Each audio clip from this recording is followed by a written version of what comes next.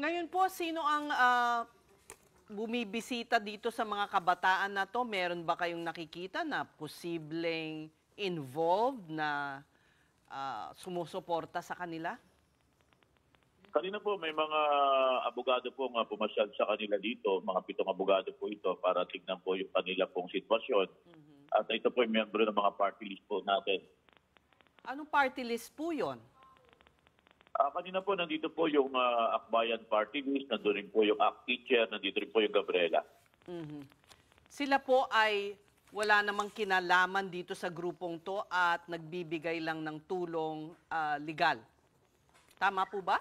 Kasi po sa nakuha nating impormasyon, may mga miyembro po sila doon sa mga nahuli natin. Nakasama sa riot? Yung po yung impormasyon po nating nakuha. Mga menor de edad din po? Sa ngayon po, hindi ko lang po ma-qualify kung may mga minor de edad doon. Ang masasabi ko lang po, meron po silang mga miyembro na nahuli din po natin.